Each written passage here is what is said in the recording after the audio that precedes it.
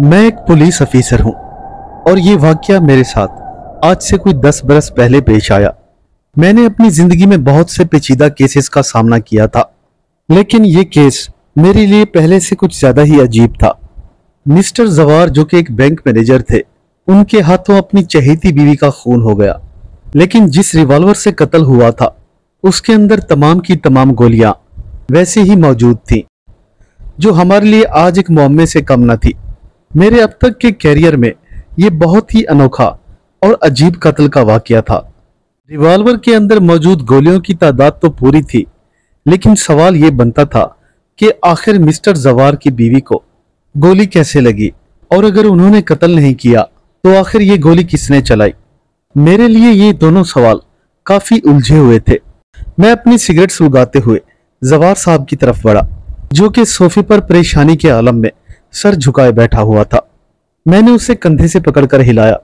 Mister जवार, ये क्या चक्कर है?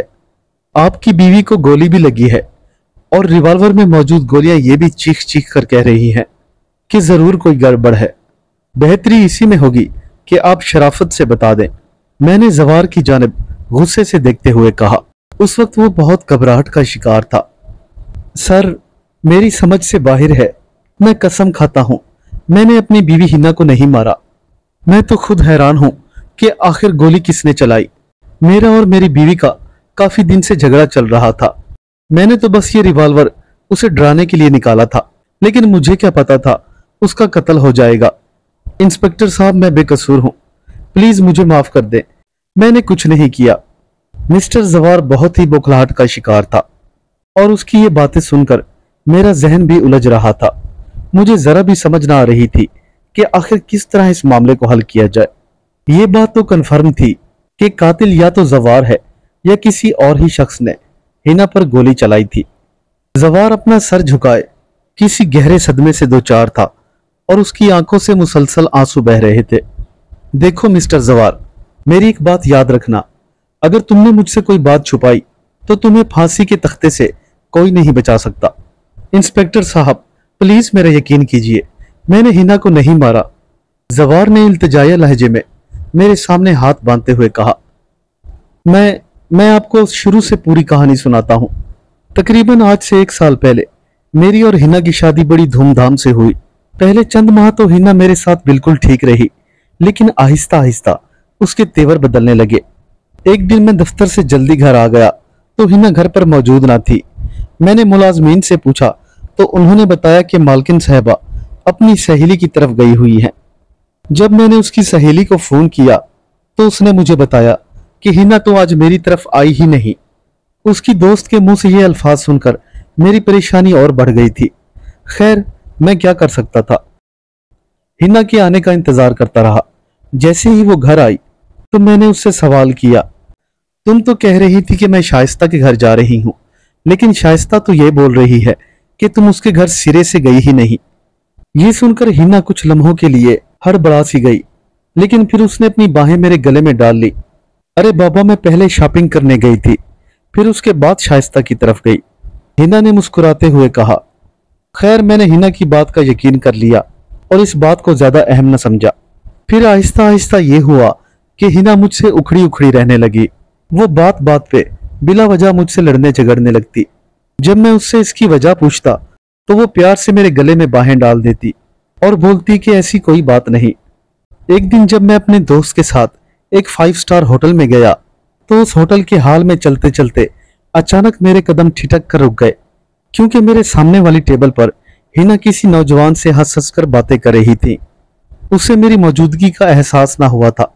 मैं अपने दोस्त को जल्दी से बाहर ले आया और उसे माजरत करके वापस भेज दिया। फिर अपनी गाड़ी में आकर मैंने अपनी बीवी हिना का नंबर डायल किया। अगले लम्हे हिना की मुस्कुराती हुई आवाज मेरे कानों में पड़ी। मैंने फौरन ही उससे सवाल किया, हिना कहाँ हो तुम? आप कहाँ हैं? उसने मुझसे ही सवाल कर डाला। यार हिना, मैं ऑफिस हूं, तुम कहाँ हो? अरे जान, मैं घर पर हूं, आप कब तक आओगे? मैं उसकी ये बात सुनकर हैरान हो गया था। उसने ये झूठ इतनी सफाई से बोला था कि मानो उसके दिल में मेरा कोई डर ही ना था और ना ही ये पछतावा था कि वो अपने शौहर से झूठ बोल रही है। मैं शाम तक आऊंगा, ये कहकर मैंने फोन मुनक़ता कर दिया। खैर, मैं अपने मामूल के मुताबिक शाम को घर पहुंचा। घर जाकर फिर मुझे एक बार हैरानी हुई, हिना अभी तक घर ना आई थी। उसका इंतजार करते करते रात के 12 बज गए थे। मैंने उसका नंबर डायल किया तो वो भी बंद जा रहा था। ये वाकया सुनाते हुए जवार की आंखों से आंसू गिर रहे थे और मैं सिगरेट के लंबे लंबे कश लेकर ये पूरी कहानी बड़े गौर से सुन रहा था। इतना कहकर जवार चुप हो गया था। उसकी आंखों से आंसू अब भी जारी थे। फिर मैं उसे दोबारा मुखातिब हुआ। जवार साहब, अपनी कहानी पूरी सुनाए ताकि मैं आपकी बेगुनाही का सबूत ढूंढ सकूं। मेरी ये बात सुनकर उसने अपना सर दोबारा ऊपर की जानिब उठाया। जी जनाब, मैं आपको बता रहा था कि उस दिन मैंने तमाम रात जाग कर गुजारी और पूरी रात हिना का इंतजार करता रहा। जब सुबह का उजाला फैला तो वो घर वापस आ गई और मैं उसके इंतजार में बाहर टीवी लाउंज में बैठा हुआ टीवी देख रहा था। मुझे यूं देखकर वो थोड़ा सा घबरा गई। लगता है जानू सारी रात नहीं सोए। वो अंदर दाखिल होते हुए ही मुझसे मजाक करने लगी। उसकी ये बात सुनकर मैं सोफे से उठ गया और उसका बाजू पकड़कर उसे अपने बेडरूम में ले आया।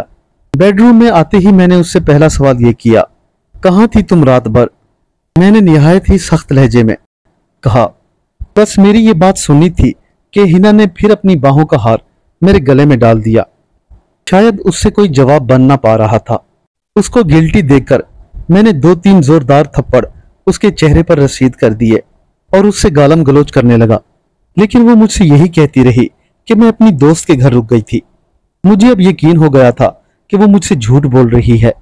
मैंने उसकी दोस्त को कॉल की तो उसने भी इस बात से इनकार कर दिया। बस बहुत हो गया, ये कहकर मैंने अपनी अलमारी खोली और रिवॉल्वर निकाल लिया। मेरी आंखों में जैसे खून उतर आया था। मैंने जैसे ही रिवॉल्वर हिना की जानिब सीधा किया तो अचानक कमरे में एक जोरदार धमाका हुआ।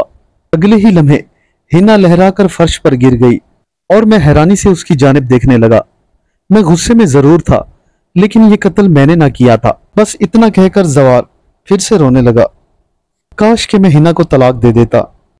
वो बार बार खुद को कोस रहा था। जवार की बातें सुनने के बाद मैंने एक गहरी सांस ली और उठकर कमरे का जायजा लेने लगा। अचानक ही मेरा पांव किसी चीज से टकराया। जब मैंने नीचे की तरफ देखा तो वहां एक सफेद रंग का कीरिंग पड़ा हुआ था। मैंने वो कीरिंग फौरन उठा लिया, लेकिन उस कीरिंग के अंदर चाबी मौजूद नहीं थी। इस कीरिंग पर ग्रीनवे होटल का रूम नंबर 72 लिखा हुआ था। मैंने फौरन ही वो कीरिंग अपनी जेब में डाल लिया। फिर मैं मिस्टर जवार से दोबारा मुखातिब हुआ। जवार साहब, क्या आप मुझे हिना का पर्स चेक करा सकते हैं? वो इस वक्त मुझे कहाँ मिलेगा?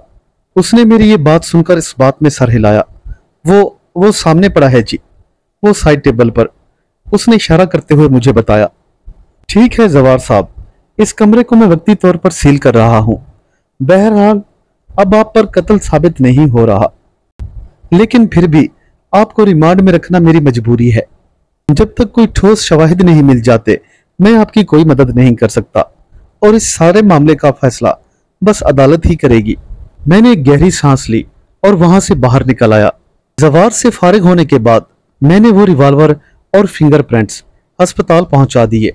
लाश पहले ही अस्पताल मुंतकिल कर दी गई थी और उसका पोस्टमार्टम जारी था।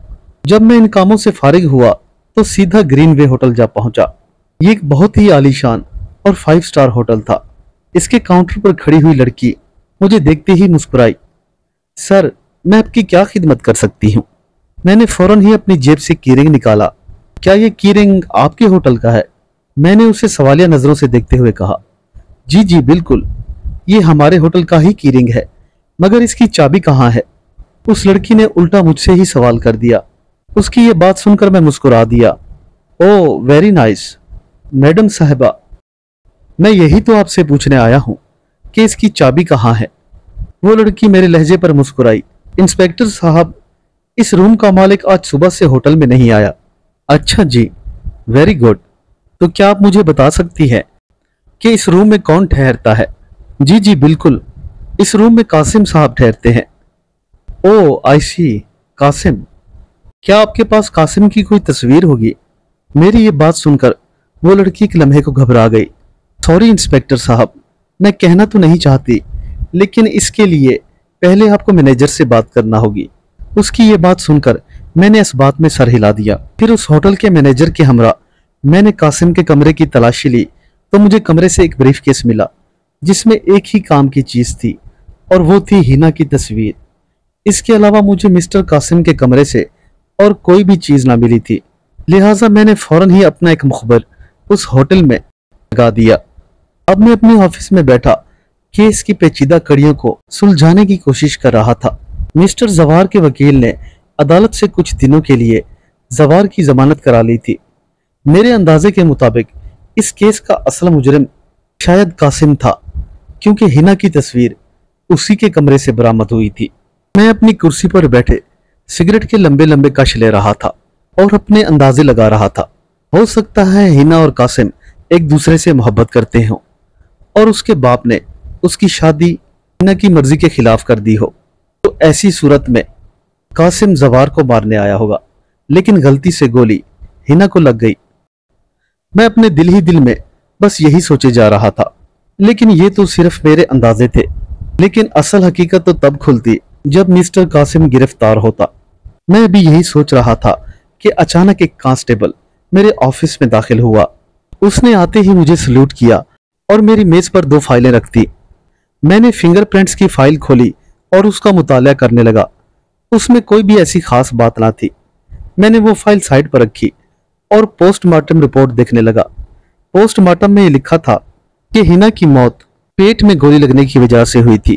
میں ایک لمحے کے لیے کافی پریشان ہو گیا، کیونکہ ان رپورٹ سے بھی مجھے ٹھیک سے کوئی اندازہ نہ ہو رہا تھا کہ آخر قاتل کون ہے۔ میں نے اپنی آنکھیں بند کی اور کرسی سے ٹیک لگا کر کچھ سوچنے لگا۔ پھر اسی وقت کمرے میں ایک اور کانسٹیبل داخل ہوا۔ سر جی، وہ کوئی آپ سے ملنے آیا ہے۔ کون ہے اور کس سلسلے میں مجھ سے ملنے آیا ہے؟ میں نے اپنے کانسٹیبل سے پوچھا۔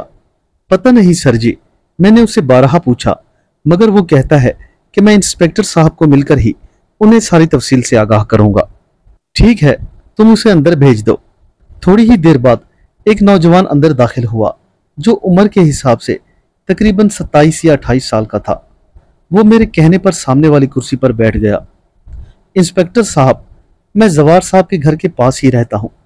کل دوپہر کو میں نے زوار صاحب کے گھر کے پچھلے حصے کی جانب ایک شخص کو پائپ سے اترتے ہوئے دیکھا۔ ایک پڑوسی ہونے کی نسبت سے میرا حق بنتا ہے کہ میں جا کر پوچھوں کہ وہ آدمی کون ہے، اور میں نے ٹھیک اسی طرح ہی کیا۔ جیسے ہی وہ پائپ سے نیچے اترا تو میں نے اس کو جا لیا۔ ارے رکو، میں نے اس آدمی کو آواز دی تو جیسے وہ میری آواز سن کر ایک لمحے کو چونک گیا۔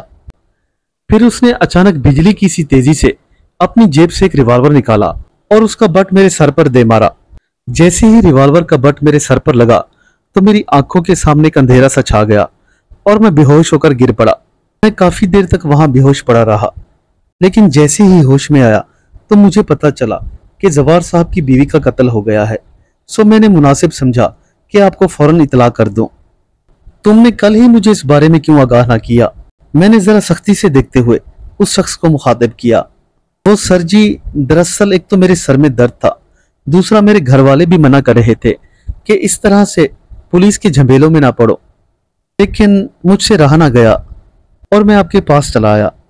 پھر اچانک ہی میرے ذہن میں ایک بجلی کا جھٹکا سا لگا۔ میں نے فنگر پرنٹس کی رپورٹ اٹھائی اور انہیں دیکھنے لگا۔ اب میری حیرت میں اضافہ ہونے لگا تھا۔ میں نے جلدی سے اپنے کانسٹیبل کو اندر بلوایا۔ شاہد، تم جلدی جاؤ اور الیاس کو بلا کر لاؤ۔ کانسٹیبل نے فوراً ہی اس بات میں سر ہلایا اور وہاں سے چلا گیا۔ الیاس میرے لیے مخبری کا کام کرتا تھا۔ وہ بہت شاطر اور چلاک آدمی تھا۔ خیر، ابھی تھوڑی ہی دیر گزری تھی کہ الیاس بالکل میرے سامنے بیٹھا تھا۔ زوار صاحب کا ہمسایہ مجھے پہلے ہی بتا چکا تھا کہ جو قاتل زوار صاحب کے گھر کے کھڑکی سے نیچے اتر رہا تھا وہ سارا حلیہ میں نے الیاس کو سمجھا دیا۔ الیاس، اب یہ تمہارا کام ہے کہ اس آدمی کو ٹریس کرو۔ الیاس کے جانے کے بعد میں نے اپنی سگریٹ سلگائی اور اپنے خیالوں میں کھو گیا۔ اب میں کسی گہری سوچ میں تھا۔ مجھے میرے حصے کی رقم پوری دو، وہ آدمی اس خوبصورت لڑکے پہ برستے ہوئے بولا۔ دیکھو یار، سمجھنے کی کوشش کرو، میں تمہیں ابھی پوری رقم نہیں دے سکتا کیونکہ اس طرح پولیس کو شک ہو سکتا ہے۔ وہ خوبصورت آدمی دوسرے آدمی کو سمجھاتے ہوئے بولا۔ دیکھو، اب تم اپنی بات سے مکر رہے ہو۔ تم نے مجھے کہا تھا کہ ہینا کا قتل کر دو، تو پھر اب تک تم مجھے क्यों मेरी रकम नहीं दे रहे? तुमने मुझसे पहले ही वादा किया था कि हमारा प्लान कामयाब होने के 5 दिन के अंदर ही मैं तुम्हें पूरी रकम दे दूंगा, लेकिन आज 10 दिन गुजर चुके हैं। मुझे अभी और इसी वक्त अपनी पूरी रकम चाहिए, और वो भी कैश। देखो कासिम, अभी पुलिस इस केस की इन्वेस्टिगेशन कर रही है। अगर मैंने तुम्हें कोई चेक दिया या कोई भी रकम निकलवाने की कोशिश की तो पुलिस को फौरन शक पड़ जाएगा। और तुमने देखा तो है, उस इंस्पेक्टर ने होटल में भी जासूस लगा दिया है और रोज वो मेरे सर पर मुसल्लत है। तुम समझने की कोशिश करो, अगर जरा भी गड़बड़ हुई तो सब लोग मुझी पर शक करेंगे। उस आदमी ने कासिम को समझाया, लेकिन कासिम था कि अपनी जिद पर कायम था। मैंने हिना का कत्ल सही वक्त पर किया था या नहीं? हाँ यार, बिल्कुल सही टाइम पर किया था। मैं कब इनकार कर रहा हूँ? तो फिर मेरी रकम भी मुझे वक्त पर ही अदा करो। मुझे और कोई बात नहीं सुननी। देखो कासिम, बेवकूफ़ी की बातें मत करो। ज़रा पहले उस इंस्पेक्टर को कुछ ठंडा हो लेने दो, फिर मैं तुम्हें तुम्हारी रकम दे दूंगा। मैंने कह दिया नहीं तो नहीं, मुझे मेरी रकम अभी के अभी चाहिए। मिस्टर जवार। जवार और कासिम दोनों उस वक्त एक दूसरे से हाथापाई करने ही वाले थे कि मैं इलियास और अपने बाकी 2 कांस्टेबलों समेत जवार के घर आ पहुंचा था। कासिम और जवार ने जब मुझे देखा तो उनके पैरों तले ज़मीन निकल गई। ऐसा लगता था मानो उसके चेहरे का रंग उड़ गया हो। मैंने दोनों हाथों से ताली बजाते हुए जवार को मुखातिब किया। वाह वाह मिस्टर जवार, क्या प्लानर हो तुम। अपनी बीवी के आशिक को ही उसकी सुपारी दे डाली और मैं सिर्फ कासिम को ही मुजरिम समझता रहा। बहुत खूब, बहुत अच्छा काम किया तुम दोनों ने। मेरे मुखबरों ने मुझे पहले ही इत्तला कर दी थी कि कासिम साहब रोज ही जवार साहब से मिलने आते हैं, लेकिन मैंने उनकी बातों पर यकीन न किया। मुझे तो तुम्हारे वो आंसू याद आ रहे थे कि भला कैसे कोई शौहर अपनी फूल जैसी बीवी को मौत के घाट उतार सकता है। लेकिन एक बात याद रखो कि जुर्म करने के 100 तरीके होते हैं और पकड़े जाने के 200। हिना के मरने के फौरन बाद ही मैंने उसके वकील से रब्ता किया। वो पहले ही अपनी वसीयत कर चुकी थी और उसकी तमाम जायदाद तुम्हारे ही हिस्से में आनी थी। तुमने अपनी इतनी अच्छी बीवी को खुद ही बदनाम किया और फिर खुद ही उसका कत्ल करा दिया। मैं तो अब तक यही समझ रहा था कि ये सारी जायदाद और शानो शौकत सिर्फ तुम्हारी है, और सिर्फ यही नहीं, ग्रीन होटल के मालिक और मैनेजर तक तुम लोगों से मिले हुए हैं। रिसेप्शन पर खड़ी हुई इस लड़की ने मुझे बताया है कासिम साहब आज तक किसी लड़की को होटल में नहीं लाए। ये सारी की सारी मनगढ़ंत कहानी तुम लोगों ने खुद ही बनाई है। जवार साहब, तुमने क्या सोचा था कि पुलिस कासिम के चक्करों में रहेगी और तुम हीना की दौलत पर अय्याशी उड़ाओगे, लेकिन तुम्हारी छोटी सी एक गलती ने तुम दोनों को फंसा दिया। सच ही कहते हैं कि दौलत की हवस इंसान को बहुत जालिम बना देती है और इंसान दौलत की हवस में अंधा होकर रिश्ते और जज्बातों को भूल जाता है। लेकिन एक लम्हे को तो सोचना चाहिए कि भला ये कागज़ के टुकड़े इंसान के जज्बात या खून के रिश्तों से ज़्यादा कीमती हैं। तुम लोगों का अंजाम वाज़ेह है। इससे पहले कि मैं खुद तुम्हें शूट कर दूं, चुपचाप शराफत से गाड़ी में बैठ जाओ। तुम्हारा फैसला तो अब अदालत ही करेगी। ये कहकर मैंने अपनी सिगरेट सुलगाई और एक लंबा कश लेते हुए जवार और कासिम को हथकड़ी लगाने लगा। उम्मीद करता हूँ मेरे दोस्तों को आज की कहानी पसंद आई होगी। चैनल को ज़्यादा से ज़्यादा सब्सक्राइब करें और अपने फ्रेंड्स के साथ शेयर करना ना भूलें। मिलते हैं कल एक नई कहानी के साथ। तब तक के लिए अल्लाह हाफिज़।